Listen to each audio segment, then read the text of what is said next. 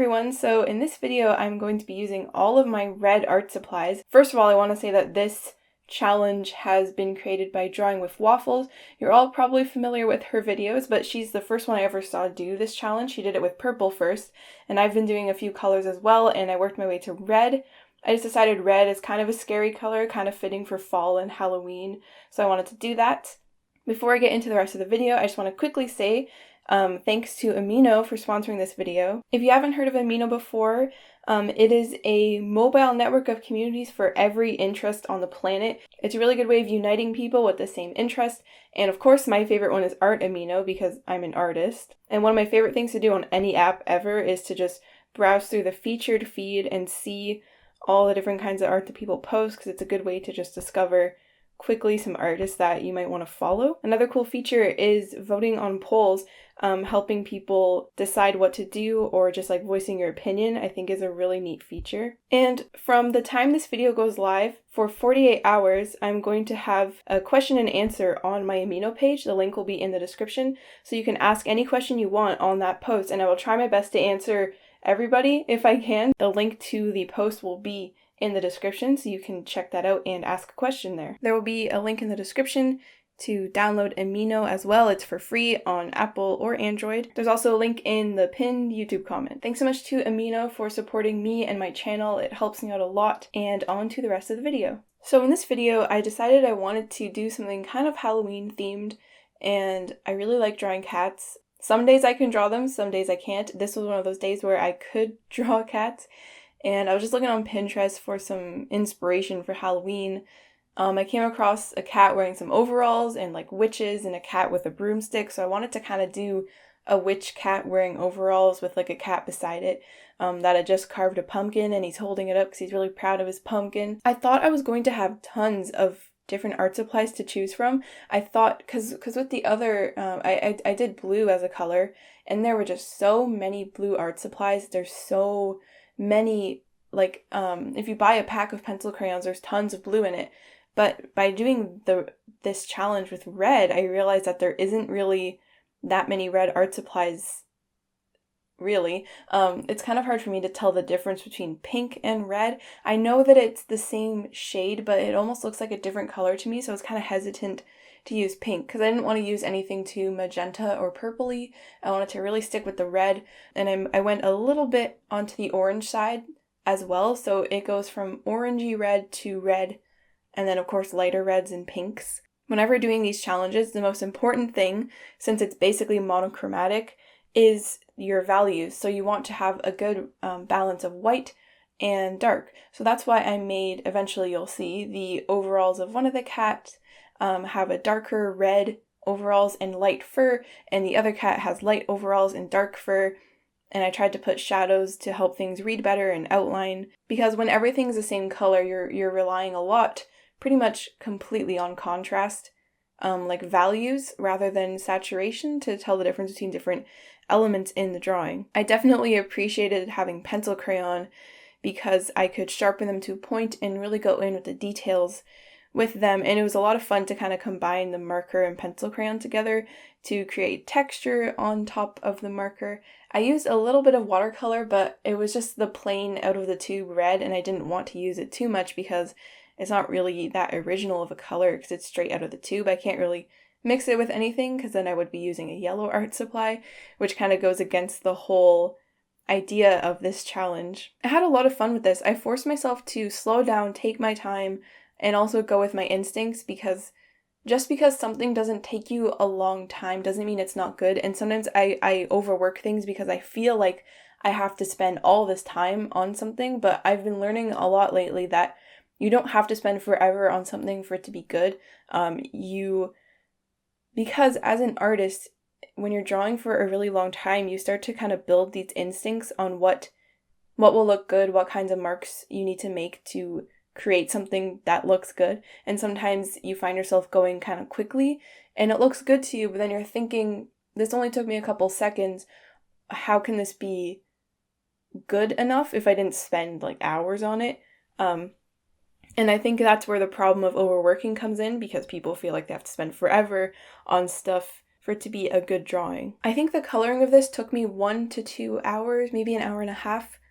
But like certain areas within it didn't take very long, and I thought I need to go over this more because I didn't work on it long enough, even though I liked the way it looked. So I kind of forced myself to not do that.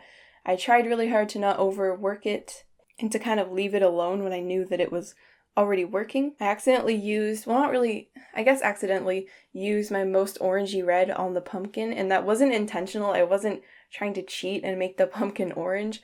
I just so happened to pick up a orangey red and use it on the pumpkin.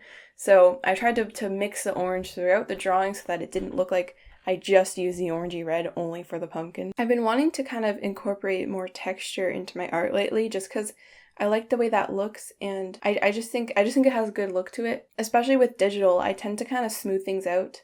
I leave brush strokes, but the brush strokes don't have a traditional texture to them. It's just the brush strokes, and I use a lot of smooth brushes, so lately I've been trying to kind of incorporate a bit more texture into things. I haven't been doing a lot of digital, but I've been learning about doing texture in digital art, and I just really, really love the look of it. I love the idea of it, so I want to try doing that more. So with this illustration, I tried to kind of embrace the texture of the supplies. So I let the marker show its marker texture. I let the pencil crayon show its grainy pencil texture. I used to kind of be opposed to the idea of texture. Not really opposed, but I used to kind of like try to over smooth things. I think that's just sort of a bad habit I had as a beginner artist, and I've been letting things have more texture lately. I've been learning more about traditional art, and I just really love the look of like accidental texture. I've said texture a lot in the past 2 minutes, but I think letting the art supply show what it is a really, really cool thing, and just like combining things together, combining like mixed media. Another thing I really want to try is painting traditionally and then bringing it into digital, painting it some more, printing it off, adding more traditional, so like you kind of mix the two together. I think that would make a really, really neat look. Because sometimes you make something traditionally and it looks almost perfect, but there's a few things you wish you could change, and you wish you could change the color of this certain area, so you can just scan it in and paint it digitally and make it become a digital painting. So I think the colors I've done so far are yellow, blue, and red. Oh, I didn't even realize I did primaries. I've done all the primary colors so far. That's really strange. I didn't plan that. That's weird. So I guess the next few videos will be the secondary colors like purple, green, and orange. It'll be a whole rainbow. It'd be cool to do like a rainbow zine, like a small little zine, but some of the illustrations I'm not that happy with, so I might have to reduce some of the colors, but it would be cool. Maybe if they were all cats, that would be cool. Like all standing cats doing different things, but they're all in different colors. I don't know. But I think the next color I'm going to do will probably be orange, just because it'll still be fall when I do it, and then maybe purple during winter, and then green when spring comes. We'll see. Whenever I make these drawings, I'm so happy with the sketches that I don't want it to be the monochrome or like only red art supply challenge, because I want to color it normally. Like I didn't want to make this just red. I wanted to actually color it and have fun with it. Not that I didn't have fun with red, but I wanted to like be able to be free with what colors I could use. But I forced myself to do the challenge, and I'm glad I did, because it was a lot of fun trying to work with the different media. And I think this time it was the least stressful because I just don't have very many red art supplies. So I wasn't overwhelmed by the mounds of art supplies on my desk that I had to then clean up, because there's really not that many red art supplies. I would definitely recommend you try this challenge. Well, would I though? Because it's kind of stressful taking out all your colors of one art supply, but if you don't have a very large art supply collection, then it would be a lot less stressful to do this challenge. I just have a lot of stuff I've just accumulated over the years. I don't use it all the time. There's a lot of stuff I wish I could get rid of, but then the voice in the back of my mind says, well, you might need that one day, don't get rid of it, or don't get rid of a perfectly good art supply, or don't give it away, you might need it one day.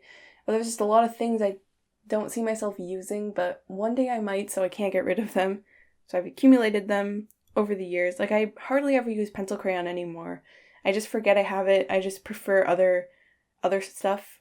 I prefer other supplies rather than pencil crayon, but they're good for touch-ups, I guess, so I keep them around. I really hope you enjoyed this video. I definitely had a lot of fun making it.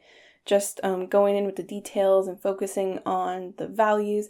It was a lot of fun drawing these cute little cats right before Halloween. Well, Halloween is in a couple of days, but I'm excited. Halloween is always a really fun time of year, and once that's over, then Christmas comes, which is the best time of year. So thanks so much for watching, and I'll see you in my next video.